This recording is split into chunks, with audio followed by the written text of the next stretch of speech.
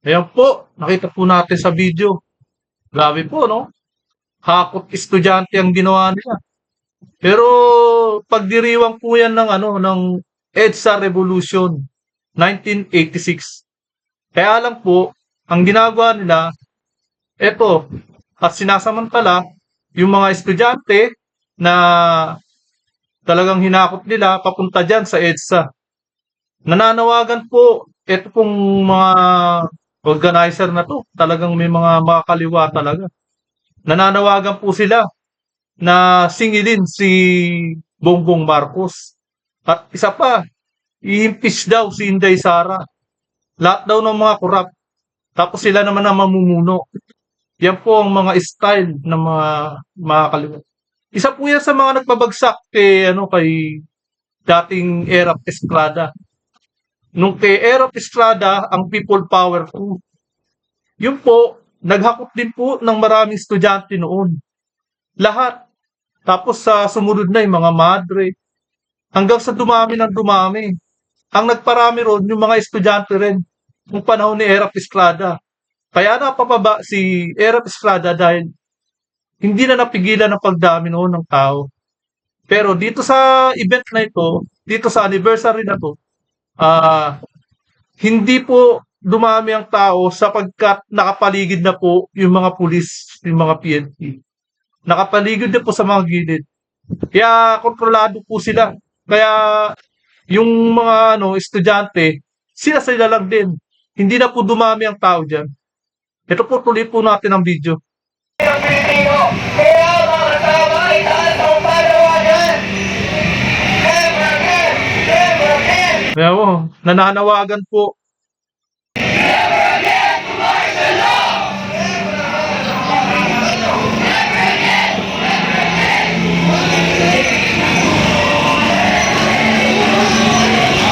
Ito, parami na rin ang parami yung mga estudyante dyan. Nasa kabilang kalye ng EDSA. Na po yan mga naka pila na po yan sa kabilang lane ng EDSA. Papunta dyan. Kaya medyo natagalan din po kasi na-traffic na rin yung mga sasakyan dyan sa kabilang EDSA.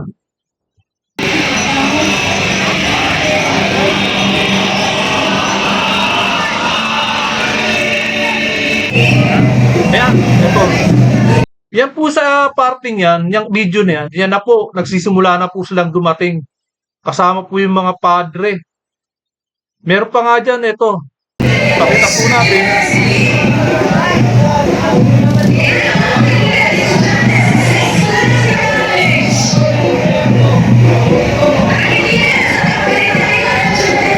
Kung ano yung hakot ng mga makakaliwa noon, ganun din ang ginagawa nila dyan. Talagang sinasamantala nila. Pero para sa akin maling-mali po talaga ang ginagawa nila. Imbis na magmisa sila at ipahiwatig lang ang nararamdaman nila diyan sa EDSA. Kumbaga panawagan na kumbaga gusto rin nilang talagang dumami na tao. Kaso nandiyan po yung mga pulis. Nakahanda na po yan. Hindi sila pwedeng dumami diyan.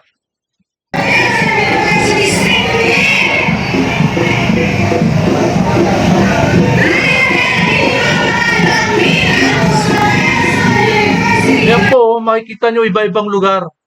Puro mga kabataan ng mga hinakot nila dyan.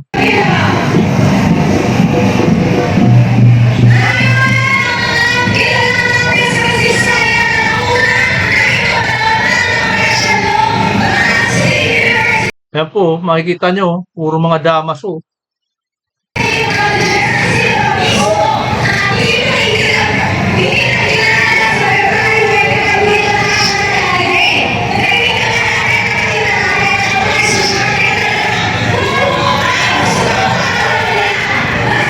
Sobrang ingay na nagsasalita. Wala nang tigil. Talagang dire-diretso ang pagsasalita eh.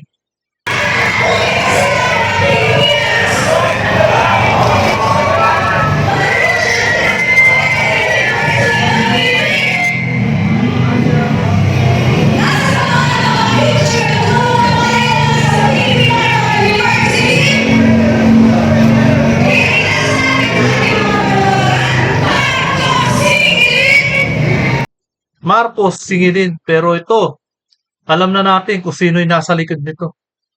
Puro mga oligarko rin. May mga kapangyarihan o kaya mga mayayaman din ang nasa likod nito eh.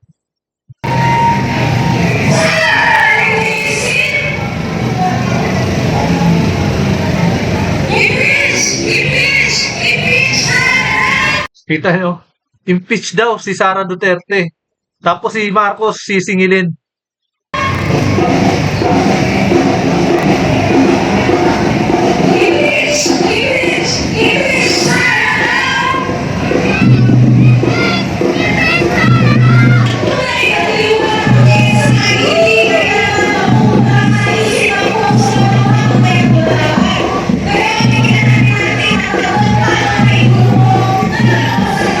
Itong mga to eh, iba-ibang paaralan ng galing to eh. Dito sa Cavite, meron din. Iba-ibang eskwelahan din eh. Kaya kung malilin lang din tayo nito, ay bahala na. Kumbaga wag po tayo magpapalin lang sa mga sasabihin ng mga ganito. Eto eh, nagserbahan ko lang kung ano yung nangyari niya kanina sa ano sa anniversary ng EDSA. Diyan po, malalaman nyo kung anong meron na ipahiwatig ng isang, ewan ko ba yung makakaliwa na yan.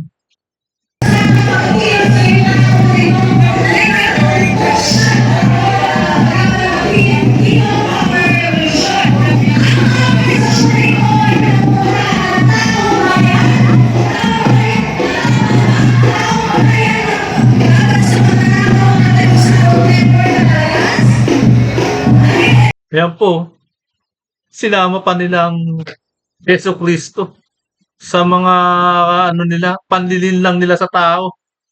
Nakita ko kanina, bayan muna nandi dito eh. Hakot din eh. Tinakot ng bayan muna party list. Kakaway mga estudyante. Grabe init dyan.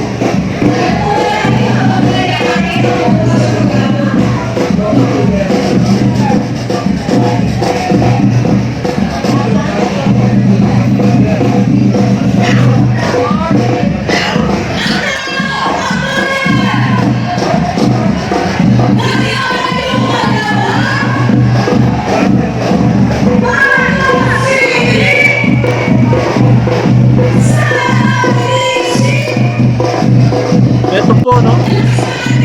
Pa-fast forward lang po natin. Medyo matagal-tagal pa yung mamaya-maya. Ayan, ito to. Ito pa, may dumating pang mga ibang lugar na mga kabataan din.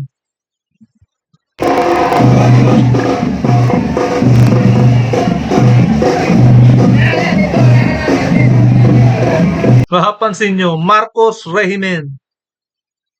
Panagutin.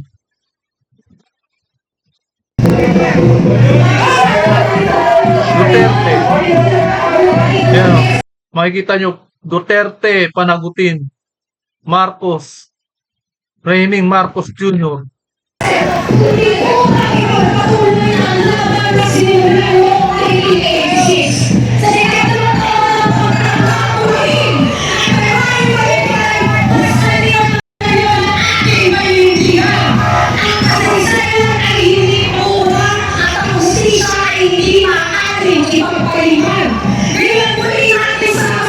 Kaya itong dapat gobyerno na to, walang kwenta eh. Kaya kung sino man yung mga politiko dyan, hahanapan at hahanapan kayo ng butas. Makakagawa ng rally ang mga yan. Dapat talaga, kung dahil lang sa mga Wadcom na yan eh. Kung ano yung pinaggagawa nila eh. Hinanapan nila ng butas si Sara. Pero si Marcos, anong ginawa? Marami ring mali sa budget na ginawa niya. Yan tuloy, nahanapan kayo ng butas netong mga kaliwa na to. Ayan tuloy ang ginawa nila. Isigaw, Marcos Singilin! Sara linisin! Yun, kita nyo? Hindi natatapos ang ating laban hanggat hindi napapanagot Kawawa yung mga estudyante, nabe-brainwash. Dahil sa mga ganyan. ang mga nasa kapangyarihan na patuloy pa rin yumuyurak sa ating demokrasya. Kasama natin ngayon ng iba't ibang organisasyon, mga progresibong grupo at mga nasa na patuloy na lumalaban. Yan. Tinan nyo, dumami uli ang organisasyon nila. Simula nung umupo si Ferdinand Marcos, lumakas uli. Lumakas na naman. Nagsibalikan na naman.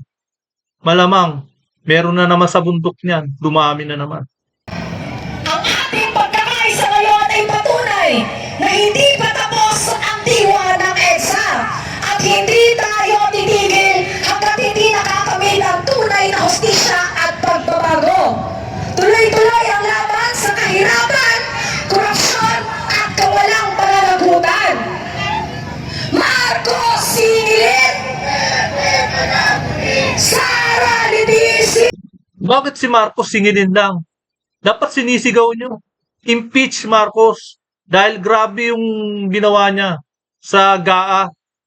62% o 60% ng budget. Kumbaga, dinidinig pa lang sa Supreme Court. Ayun, nawala na, nabawasan na yung budget. 4 trillion ang nawawala na. Nangyari dyan. Kumbaga, di ba, 6.3 trillion. Ngayon, may gito, sa palagay natin, 3.5 trillion sa nawawala na. Ang laki doon. Hindi pa natatapos ang quarter, hindi pa natatapos ang taon. Ganyan nakalaki ang nawawala. Dapat sinisigaw ng mga yan, Marcos impeach.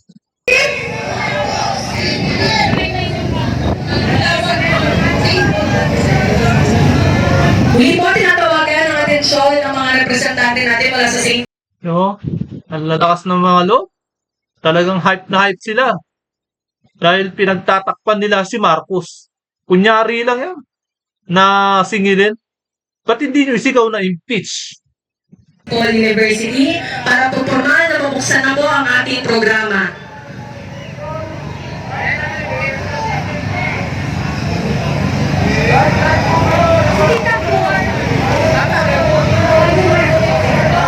Okay, habang hinintay natin ang pagdating ng ating mga mag-umpisa ng ating programa, agit tayo mga kasama, itaas natin ang ating mga panawagan.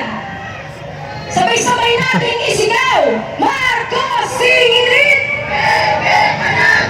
Sara linisin! Never again! Never again! Never again to martial law! Nagakot sila ng estudyante. Yung mga estudyante dyan, hindi pa naman bumoboto eh. Alam na ba nila noong 1986? EDSA Revolution no? Wala pa naman sila no. Kung mga asta kala mo alam na nila yung mga nangyari noon eh. Malamang, kinuwento sila pero baliktad.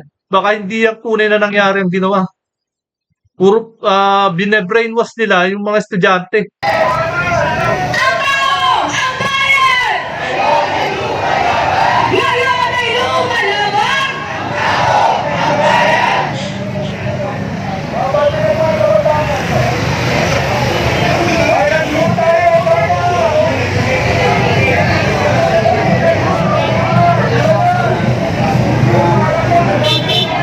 Tuloy-tuloy po ang ating pag-agit. Marcos Singilin!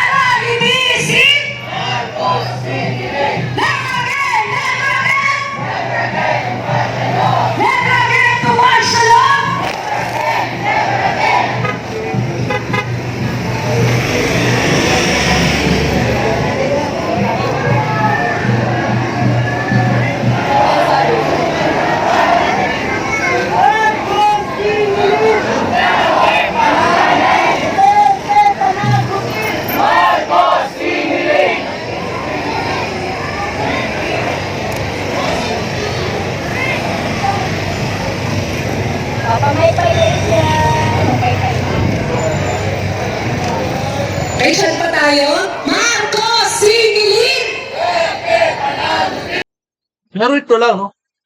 Yung mga estudyante na sumama dyan, nakita ko parang hindi naman seryoso eh.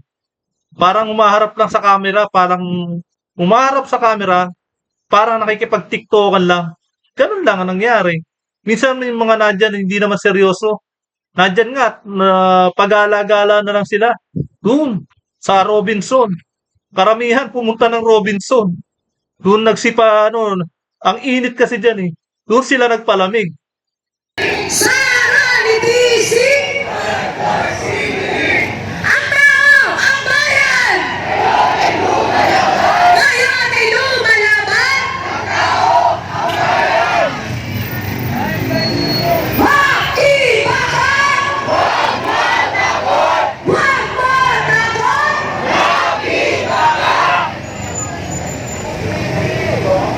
Mga kasama, nandito tayo ngayon sa makasaysayang EDSA. Hindi lamang para gulayin ang pagkilos noong 1986, kundi para ipakita na ang diwa nito ay buhay na buhay sa ating pagkilos, sa ating paninindigan, na sa ating pagkilos sa kabuhayan ng justisya.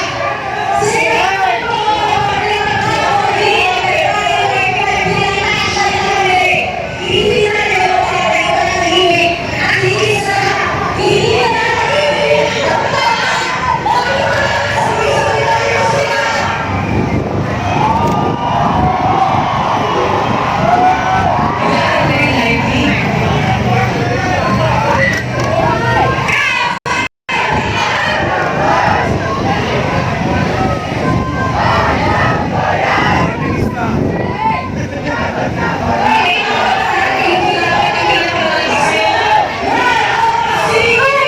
Yan po sa panawagan nila, bukod sa Marcos Singilin, Impis Sara, marami po silang placard dyan na iba-ibang sulat. Hindi lang po talaga yan ang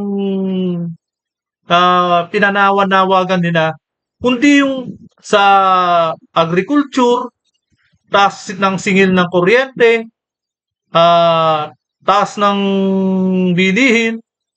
Yan po ang mga, iba-iba ho ang mga panawagan nila dyan eh.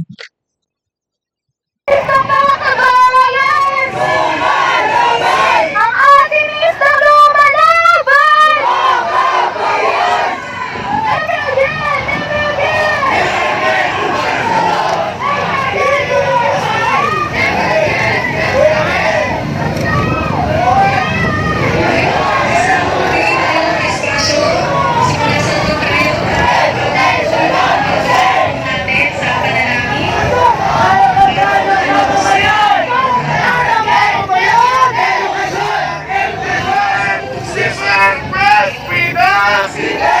Ayan po. Isa rin pa sa mga sinisigaw nila, yung press freedom na ginagawa ng TRICOM dyan sa mga vloggers. Isa rin yan sa mga sinisigaw nila. At isa pa, yung sinisigaw rin nila, talaga edukasyon. Na ano rin nila na kita rin nila yung edukasyon Kung paano kaltasan, kung paano, huli na nga yung edukasyon natin Kulelat na tayo sa ibang bansa Ayan din ang mga pinananawagan ng mga estudyanteng ito, ang edukasyon.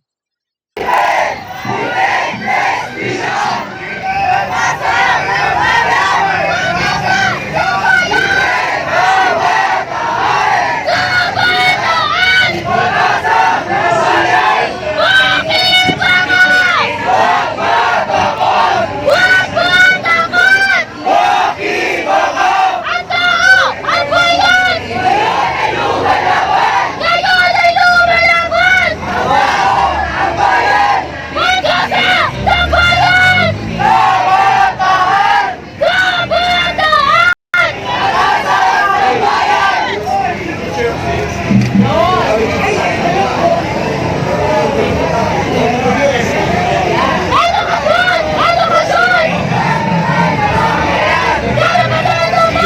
Palibasa kasi puro karamihan mga elitista May mga ano yan, may mga kaya din yung mga estudyante diyan. Pero talagang na ano sila na brainwash o kaya nahakot Paano ba naman? Eh, baka mabagsak sila eh. Pampadagdag grades yan, malay nyo. Kung sumama ka dyan. Edukasyon! Edukasyon! Karapatan ng mamamayan! Karapatan ng mamamayan!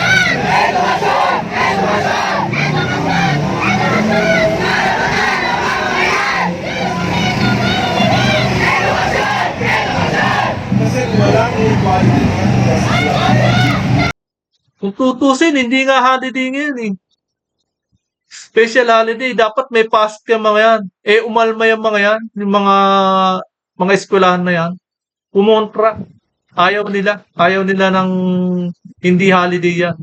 Kaya yun, nagkataon na, kumbaga, inano na nila,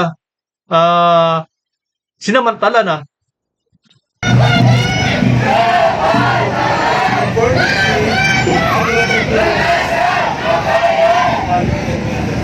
according to EDSA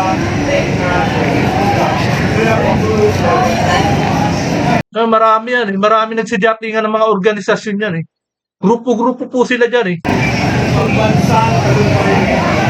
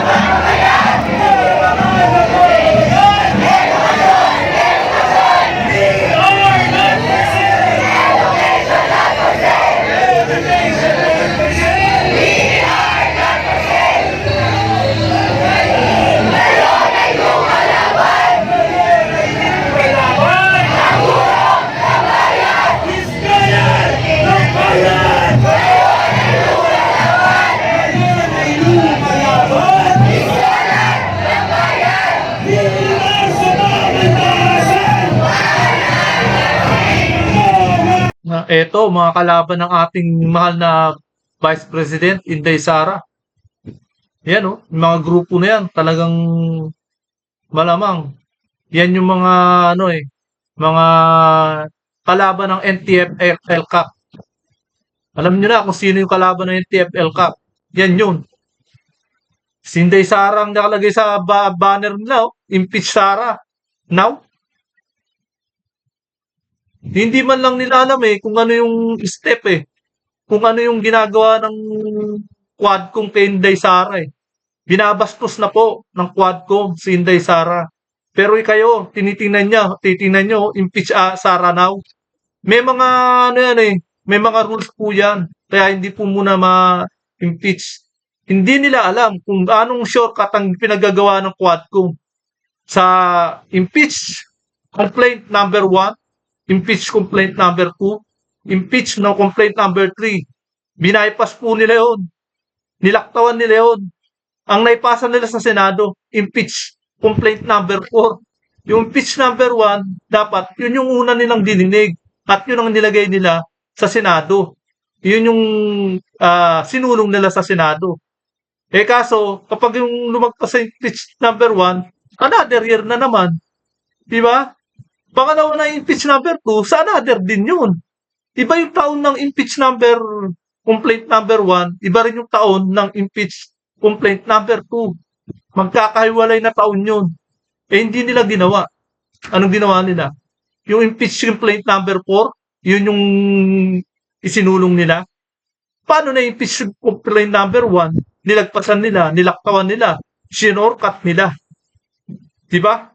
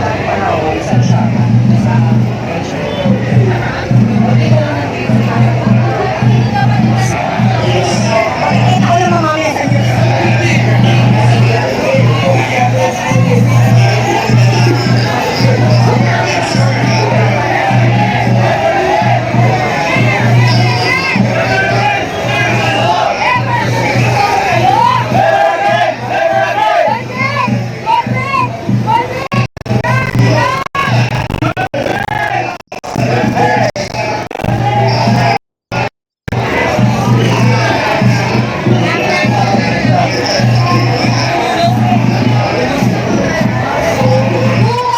Parang pagkakas naman!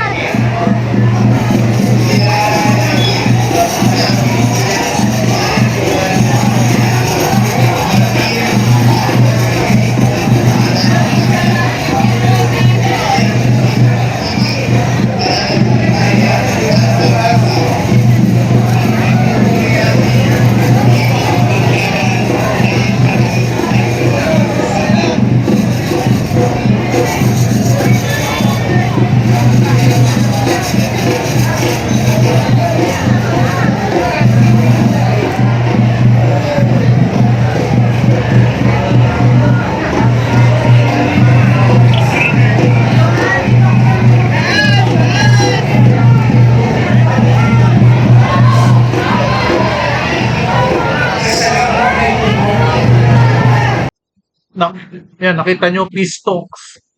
Alam nyo kung sino yung humihingi ng peace talks, di ba? Nasa bundok yung mga humingi ng peace talks. Never again, dapat hindi na tayo humingi. Kaso, iba kasi yung Pangulo natin. Eh. Masyadong mahina ang Pangulo natin. Hindi lang mahina. Talagang kakampi na eh. Kaya kapag sinabing peace talk, nakakahingi na ng peace. Dumami na naman ang miyembro niya, sigurado sa bundok. Nakakapag-recruit na naman ng mga estudyante yan. Malamang on the ground.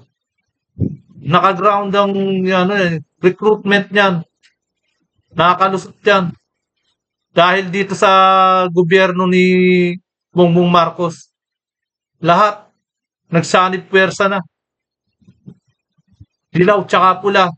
Magkakampi na talaga. Ang hirap po niya.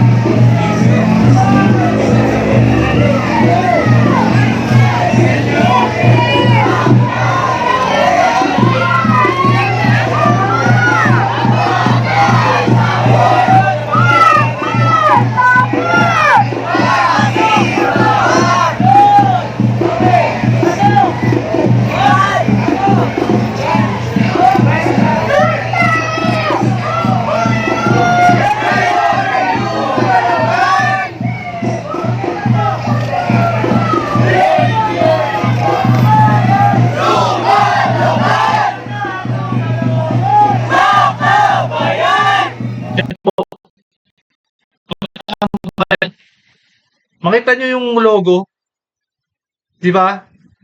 Yun yung ano, mga alam mo na. Yan yung mga malapit-lapit na. Nandiyan siguro yung mga ground nila. Nandiyan na rin yung mga nabe-brainwash ng mga estudyante. Dahil nga dyan sa gobyernong ito, lumakas uli sila.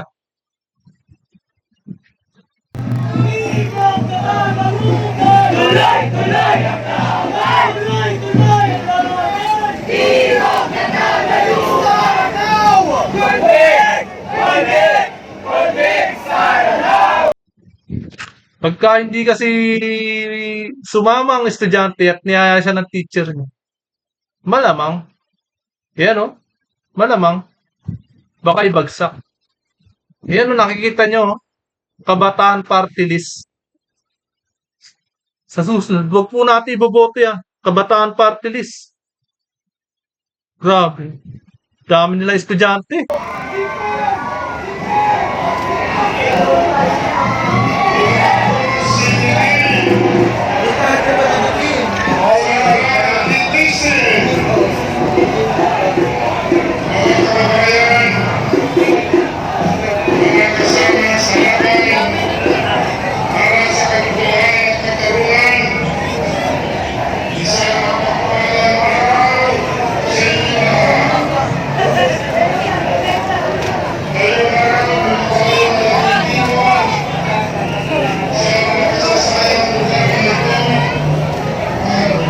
May bayan muna.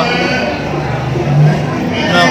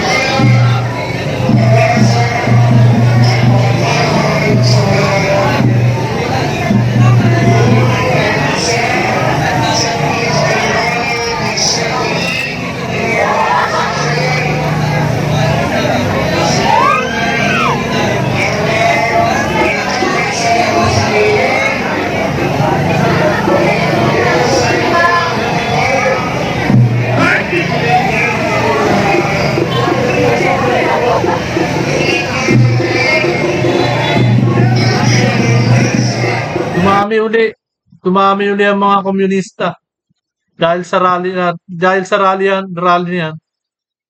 dahil sa gobyernong ito.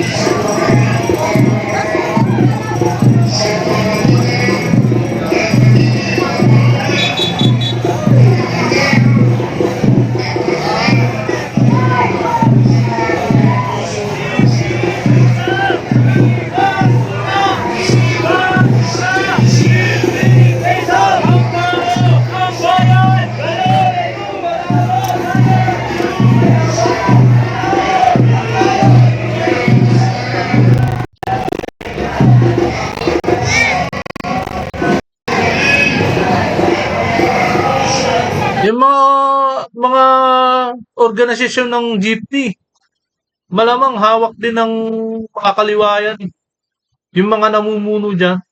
Kaya ayaw nila ng modernisasyon para hindi umunlad ang mga transportation. Ganun sila mag-isip.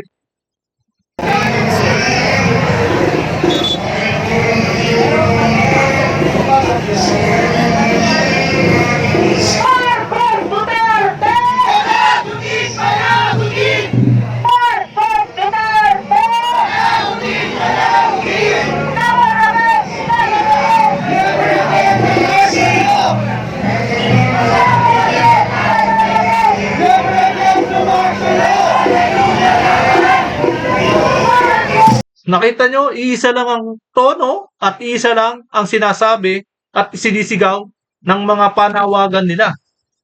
Iisa lang din ang may hawak ng mga organisasyon na yan. Kahit na iba-ibang organisasyon niyan, iisa lang ang may hawak niyan.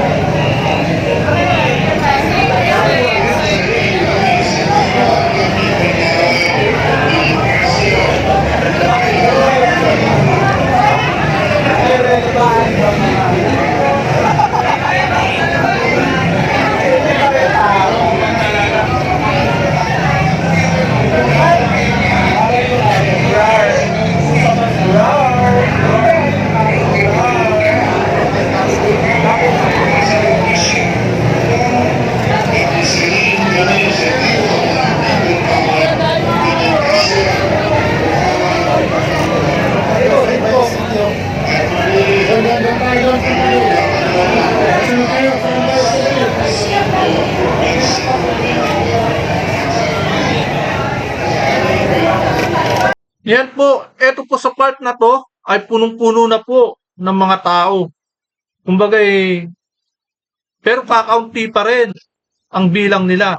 Hindi po napuno hanggang doon sa EDSA. Hindi po nila napasara ang EDSA. Kumbaga dito lang nagsiksikan yan sa mga dyan lang sa shrine, dyan sa loob.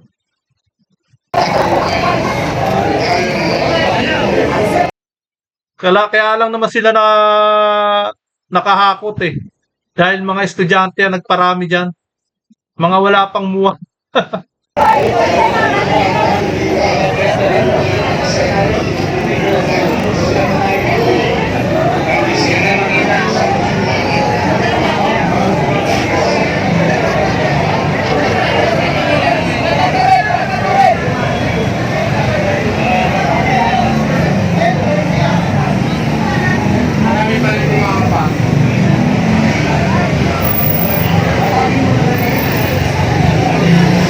Kasi gusto rin nilang ulitin kasi kung ano yung ginawa nila kay dating President Erap Estrada, Joseph Estrada, kung ano yung ginawa nila dati.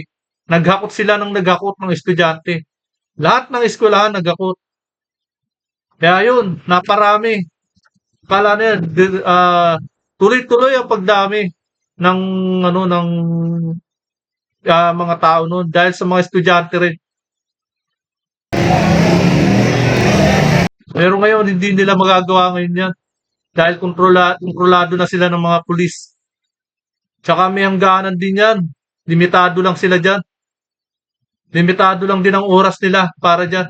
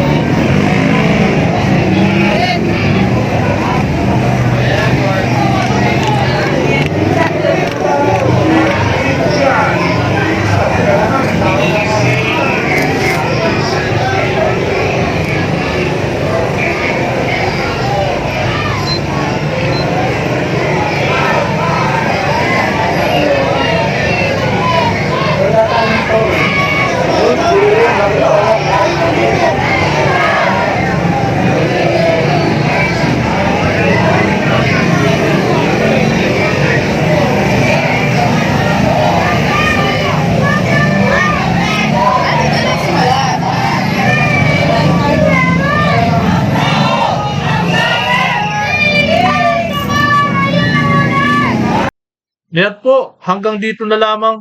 Yan po, nakita po natin ang buong video at narinig natin ang buong hinaing ng buong grupo na kung paano na tayo lilinlangin ng mga grupong yan.